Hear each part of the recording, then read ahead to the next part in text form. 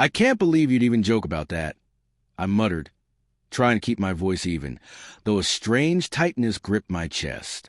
My wife, Mara, laughed lightly, her eyes sparkling as if she hadn't just crossed some invisible line. "Oh, come on, it's just a joke. You know I like teasing," she said, brushing her fingers over the rim of her wine glass. I forced a smile, but my mind buzzed. It wasn't the joke itself. It was who she made it about. Her teasing wasn't random.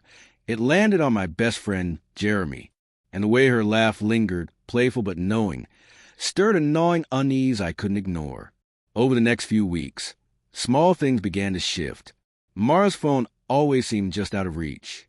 She'd step out of the room suddenly, sometimes with a guilty tension I tried to dismiss. But a husband senses these things, and mine was screaming. I found myself watching her closely, noting the subtle changes. The quick glances, the half-smiles at texts she deleted before I could see. One evening, Jeremy came over for a drink. I told myself I was imagining everything, that paranoia was eating at me. But the look on Mara's face when he arrived made my stomach twist. There was warmth there, too warm. And Jeremy's eyes, usually relaxed and teasing, held something heavier, something cautious, like they were sharing a secret I wasn't supposed to know. I tried to push it down, convince myself it was innocent. "You're overthinking it," I whispered to my reflection in the darkened hallway mirror. But overthinking didn't explain the night I found the first clue, a lipstick-stained napkin tucked behind the couch cushion. I picked it up with trembling fingers, and for the first time, denial wavered. I wanted to throw it away, pretend it didn't exist, but the truth has a stubborn way of seeping through. Confrontation felt impossible. Mara would charm, distract, turn the tables with that bright, careless smile I'd loved for years. I remembered the teasing joke, the one that started it all, and it now felt like a dagger I hadn't seen coming. A week later, I stayed home unexpectedly from work. She was out, but her phone buzzed.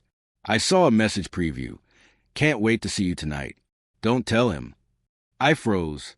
The words blurred as my heart raced, each beat louder than the last. I didn't read further. I couldn't, but it was enough to ignite the fire of suspicion I had been trying to smother.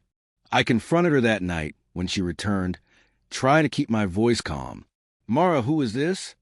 I asked, holding up her phone. Her face fell, but only for a heartbeat. Then came the practice laugh, the tilt of her head. "It's nothing.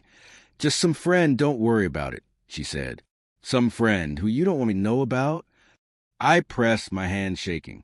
"Do you realize how that looks?" She looked at me then, and for the first time, I saw hesitation, a crack in her armor. I didn't mean for it to go this far," she whispered, but even those words carried the weight of admission. I felt my world unravel. All the small signs, the jokes, the teasing, they weren't harmless. They had been breadcrumbs, leading me unknowingly toward betrayal I didn't want to see but couldn't deny. Days turned into nights filled with restless pacing and silent tears. I didn't speak to Mara unless necessary. Every glance, every word, felt loaded with tension. Then, finally, the confrontation I dreaded became unavoidable. I invited Jeremy over one last time under the guise of normality, careful to hide my suspicion. Watching him interact with Mara, the same warmth I had noticed before, I felt my chest tighten with an unbearable ache. And then, in a moment I would never forget, Jeremy's hand brushed against Mara's as they laughed a shared joke. Something intimate, something I had been blind to until now. I stepped forward, voice low but hard. "Enough!"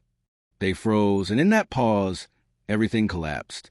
Mara's eyes filled with guilt, Jeremy's with shame.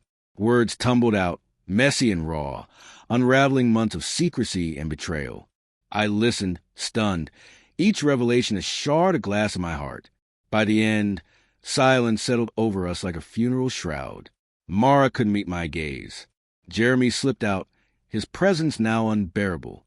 And I, what was left of me, stood alone in the wreckage of trust, piecing together the echoes of laughter that had once meant love, but now only reminded me of deception.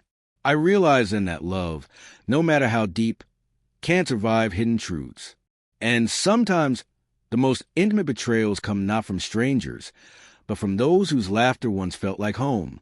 As I closed the door behind Jeremy's retreating figure, I whispered the empty room, "I'll never be the same." And in that silence, I understood. Some wounds never truly heal. They only teach you how fragile a heart can be.